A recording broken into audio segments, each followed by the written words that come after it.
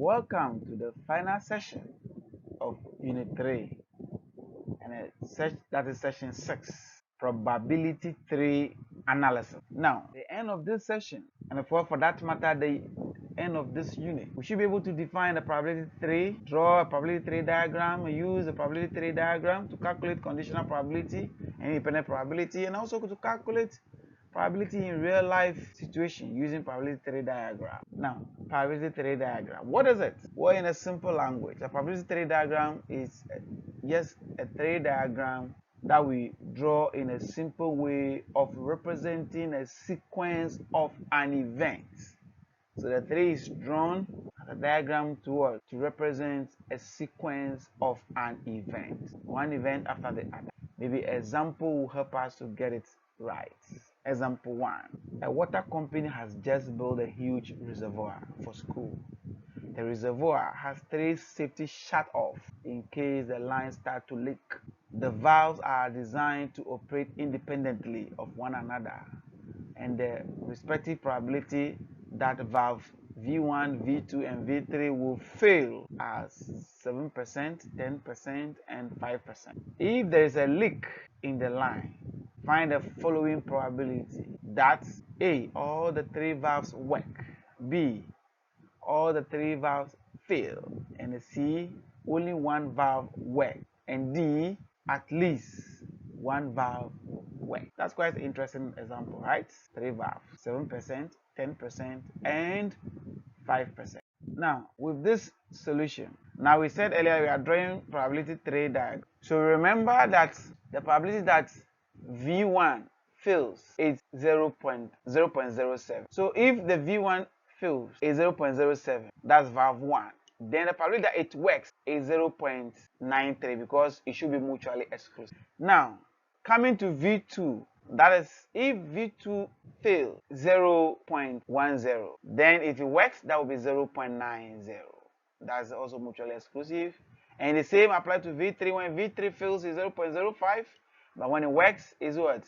0.95. So you see that on each end of a tree, we have another tree emerging.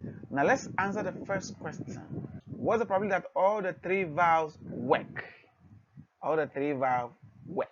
It's quite interesting to get this, right? Now, using the tree diagram, now, where it works, all the 3 valves, V1 works will be on this route, you see, and V2 works will also be on this route, and V3 works also be on this route. If you choose this other route, it means that this one fails. And it said all the 3 works. So working on this route, we will have 0.93, 0.90, and 0.95. And we multiply all those values along the route or the tree, we should have answer we have here. That's multiplying the 0.93 by 0.90 by 0.95. Very easy and straightforward, right? Now look at the B part of the question. Now the B part says all the 3 valves fails. So what it means is that this time we are going to travel on the fail arm of the tree. Now if you choose this way, it means that V1 works. That's not what we should choose. So we should rather go back. So here we should choose V1 fail will be on this route, V2 fails on this route, and V3 fails also on this route. So you gather some values, right? So that will be 0.07, 0.10, and 0.05. Multiplying those values together, we should have our answer as we have here 0.00035. That's all the 3 fields. Just very easy. See, the tree diagram make our calculation very easy. Well, you may be wondering why we are not moving on any other branch apart from the endpoint branch. Well, let's look at the third question, possibly to direct us to those branches, how we can use them. Now the third one says only 1 valve works. Only 1 valve works. Remember that we say only 1 valve. So which valve works? Will it be V1, V2, or V3? Now the question did not specify.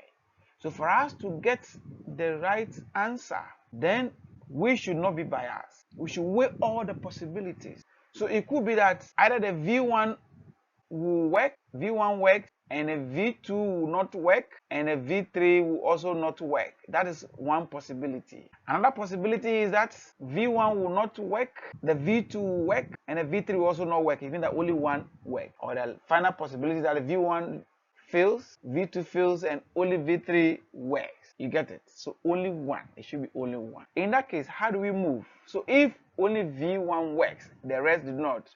So V1 work will be on this line, then V2 fails, and V3 also fails. You see the line we travel on. Then we're going to have the values of 0.93, 0.10, and 0.05 as our first possibility. The second possibility we talk about is that we're saying that it's possible V2 fails on this lane, V1 fails, but rather V2 works and V3 fails. So what are the values we are going to get there? The values will be 0.07, 0.90, and 0.05. That's another option. Let's go to the final option. The final option, or the final possibility, as we are saying, could be that V1 fails, V2 also fails, but rather only V3 works. So I'll give you the values of 0.07, 0.10, and 0.95. Multiply those values together and everything is done well. We should be able to get 0.01445. Then the last part of the question, at least one work. What does it mean? At least one means it could be one or more. So either only one verb works, or only two of them works, or all the three works. That's a possibility. Now another way of working on the question only one is the same as finding one probability of one minus none of them. So at least one work will be 1 minus probability of all fail or fail. Remember, you got the probability of all fail as 0.0035 as in the B part of the question. So our solution will be just straightforward. That will be 1 minus 0.00035. That gives us 0.99965. Very easy, right? And straightforward. Maybe another example will work. Give us more in-depth knowledge into this. Example 2. Students in a school are encouraged to take HIV tests. So letting a V be the person has HIV. And then a P, HIV outcome is positive after taking the test. And then the N is HIV outcome is negative after taking the test. So the clinical reliability for new HIV test is as follows. The probability that a person has HIV is 0.006. If a person has the virus, the test result will be positive with probability of 0.99999. If the person does not have the virus, the test result will be negative with a probability of 0.0990. Please take the values or get the values straight. So if the person tests positive, it will be 0.999. That's he has the HIV and he tests positive, 0.999.